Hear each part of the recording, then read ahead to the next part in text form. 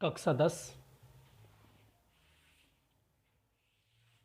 छात्रों, ये हमारी वीडियो नंबर 6 हमारा चैप्टर नंबर 9 त्रिकोणमिति के कुछ अनुप्रयोग चल रहे थे। तो इसका एक क्वेश्चन है हमारे पास, क्वेश्चन एक्सरसाइज है हमारे पास 9.1 क्वेश्चन नंबर 16। बड़ा अच्छा प्रश्न है, मैं आपको दिखा देता हूँ।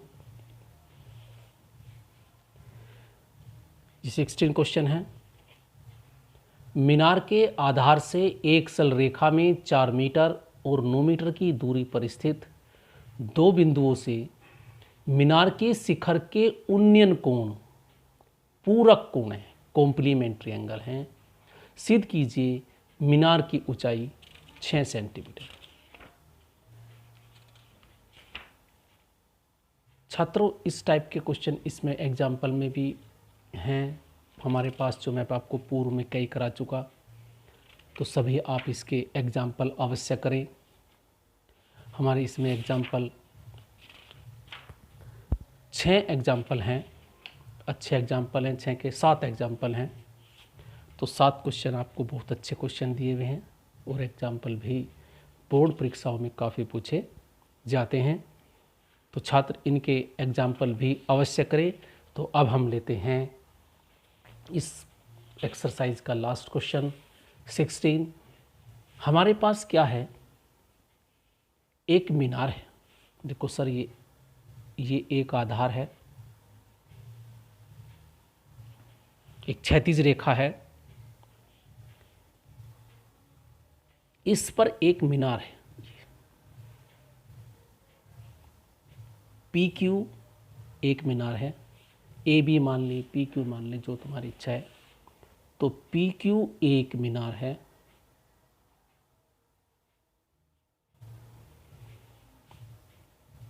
मीनार का जो आधार है, कौन सा आधार, क्यू से हमारे पास सरल रेखा में दो बिंदु, ये एक सरल रेखा है, इस पे दो बिंदु स्थित हैं। एक बिंदु मैंने माना ए है, एक बिंदु बी है, माना बिंदु ए व बी हैं। प्रश्नानुसार आधार से पहले बिंदु की दूरी 4 मीटर है,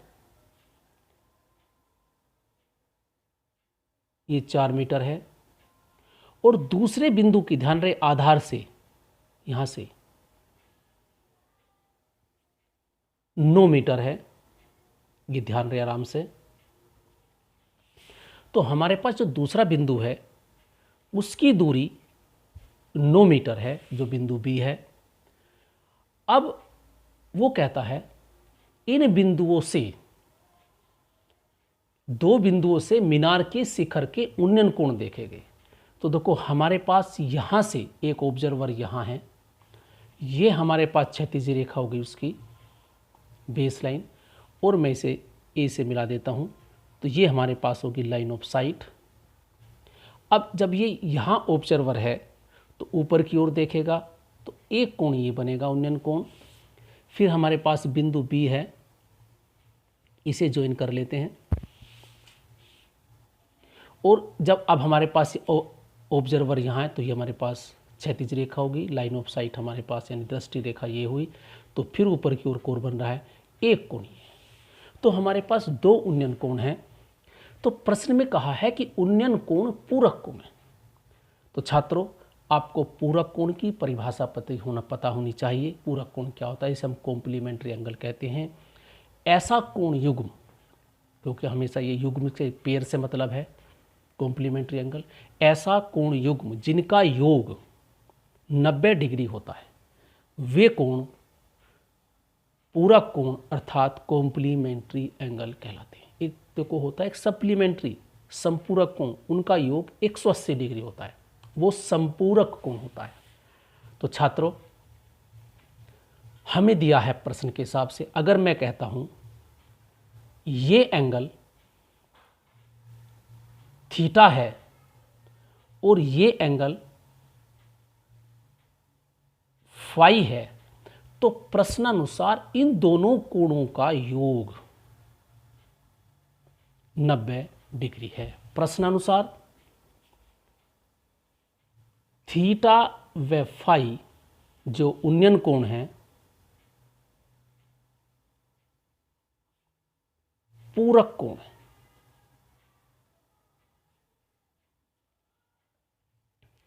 अब ये पूरक कोण हो गए हमारे, तो यहां हमारे पास हुआ थीटा प्लस फाई, ये ग्रीक अक्षर होते हैं, थीटा फाई बहुत होते हैं, तो कोई भी तुम इन्हें कुछ और मान सकते हो एंगल को, अल्फा बीटा भी ग्रीक अक्षर होते हैं।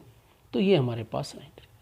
तो अगर हमारे पास, तो मैं 90 माइनस थीटा ऐसे भी लिख सकता हूँ, तो ये मैंने नंबर 1 मान लिया छात्र। तो छात्र स्पष्ट आया समझ में।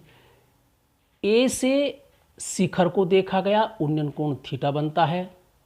बी से शिखर को देखा गया, मीनार के शिखर को, उन्नयन कोण फाई बनता है। ये दोनों कोण पूरक कोण है, अर्थात इन दोनों का योग 90 डिग्री है। यदि एक कोण पता है तो दूसरे को 90 में से यदि माइनस कर दें तो हम दूसरा कोण ज्ञात कर सकते हैं। अगर ये कोण 30 है तो ये कोण 90 माइनस 30 अर्थात 60 होगा, क्योंकि इन दोनों का योग 90 डिग्री होगा। तो अब हमारे पास इसमें दो त्रिभुज हैं। प्रश्नानुसार इस त्रिभुज की बात करते हैं, ये हमेशा राइट एंगल होगा क्योंकि ये आधार है, ये मीनार इस पर लंब खड़ी होगी, ऐसा हम स्टैंडर्ड मानते हैं क्वेश्चन करते समय। तो हमारे पास तो त्रिभुज पी क्यू ए सी, देखो हमें यहाँ मीनार की ऊंचाई ज्ञात करनी है। तो मैं चलो मान लेता हूँ, ध्यान दे रहा शुरू मेरे, कि इसकी मीनार की ऊंचाई h है।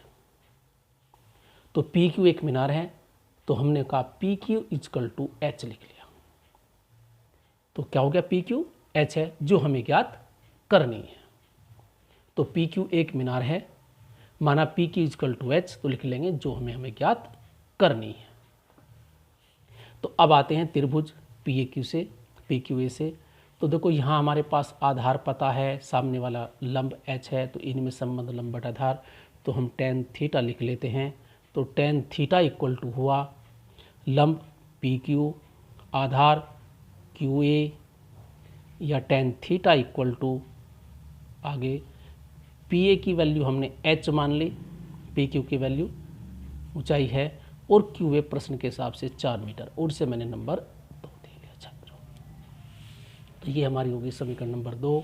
तो छात्रों अब इसके बाद हम लेते हैं त्रिभुज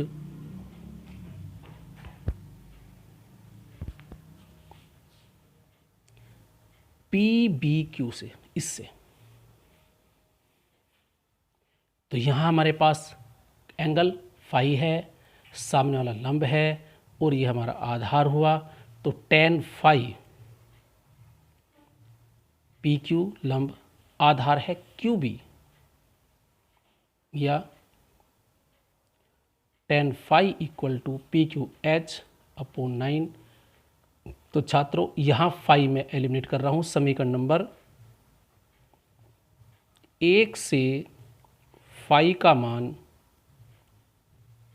रखने पर, तो हमारे पास हुआ tan, इस फाई की जगह रखेंगे हम 90 minus theta, phi equal to 90 minus theta, तो इक्वल टू h अपॉन 9।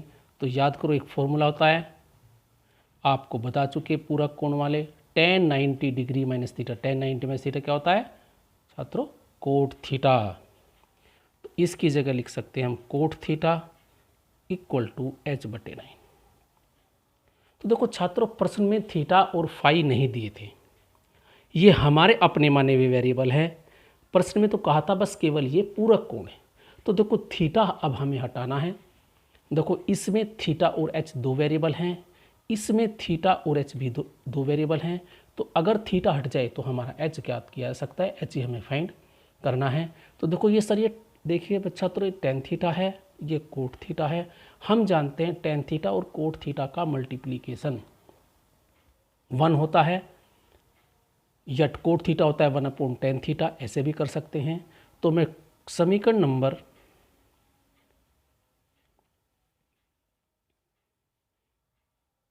2 व समीकरण 3 की आपस में मल्टीप्लाई करता हूँ। का गुणन करने पर समीकरण 2 गुणा समीकरण 3, तो समीकरण 2 हमारे पास क्या है, tan theta into right side एक तरफ मल्टीप्लाई, ये राइट साइड है और ये भी राइट साइड है, इन दोनों की मल्टीप्लाई एक तरफ, राइट साइड ये लेफ्ट साइड थी पहले वाली, ये भी राइट साइड है, लेफ्ट साइड यानी ये राइट साइड और right side h/4 into h/9। तो जो राइट साइड में रखे थे दोनों एक तरफ मल्टीप्लाई कर दें, और दो को हम जानते हैं tan थीटा, चलो और कर लेते हैं, इसे लिख सकते हैं 1/tan theta, cot theta equal to होता है 1/tan theta, h into h square और 9 4 जा 36, 10 से 10 कैंसिल हो गया, ये 1 इक्वल टू h स्क्वायर 36 या h स्क्वायर इक्वल टू 36 आ गया छात्रों, h स्क्वायर इक्वल टू क्या आ गया 36। अब मैं इधर लिखता हूँ थोड़ा सा, h स्क्वायर इक्वल टू 36। तो देखो जब h फाइंड करेंगे दोनों पक्षों का वर्गमूल करेंगे तो प्लस माइनस आएगा, क्योंकि लंबा h एक दूरी है तो इस सदैव प्लस होगी, तो ये हो गया 36 या h इक्वल टू 6 मीटर। 36 का वर्गमूल स्क्वायर रूट क्या होता है 6 मीटर, क्योंकि ऊंचाई सदैव धनात्मक होती है तो प्लस साइन लेंगे, यहाँ प्लस माइनस आता है लेकिन धनात्मक होती है, तो हमारे पास होगी, तो मीनार की जो ऊंचाई हुई वो कितनी हो गई 6 मीटर, ये हमारा आंसर हो गया। तो छात्रों ये हमारा प्रश्न था, इसे एक बार समरी कर देते हैं। छात्रों ये हमारे पास 2 बिंदु थे, ये एक मीनार थी, इस बिंदु से शिखर का उन्नयन कोण, इस बिंदु से शिखर का उन्नयन कोण पूरक कोण है, पूरक कोण का मतलब दोनों का योग 90 है, यदि एक थीटा है तो दूसरा एक तरीके से 90 माइनस थीटा है, ये वाला एक थीटा है तो दूसरा क्या हो गया 5 90 माइनस थीटा। और हमें पता है कि पहले बिंदु की दूरी 4 है, दूसरे बिंदु की दूरी 9 है। हम पहले त्रिभुज इससे आते हैं, इस त्रिभुज से हमने tan थीटा निकाल लिया h/4, इससे हमने tan फाई निकाल लिया h/9 और फाई एलिमिनेट कर दिया तो कोट थीटा h/9 आ गया। फिर दोनों की हमने क्या किया मल्टीप्लाई कर दिया, tan थीटा कोट थीटा, क्योंकि थीटा ये अपने वेरिएबल हैं ये हटाने पड़ेंगे और h हमें ज्ञात करना है, तो दोनों की मल्टीप्लाई कर दिया समीकरण 2 और समीकरण 3 की, तो ये हमारा थीटा एलिमिनेट हो गया, h स्क्वायर 36, h का स्क्वायर रूट करें दोनों साइड का, तो h आ गया हमारे पास 6 मीटर। तो छात्रों ये था, इसका बहुत अच्छा प्रश्न था। यहाँ a और b भी हो सकते हैं, जहाँ मैंने 4 लिया है, यहाँ देखो एक थ्योरेटिकल क्वेश्चन है, ये दूरी a है और ये दूरी b है, तो देखो वहाँ सिद्ध करना होता है h equal to root A B. तो देखो यहाँ भी तो यार 9 चौक 36,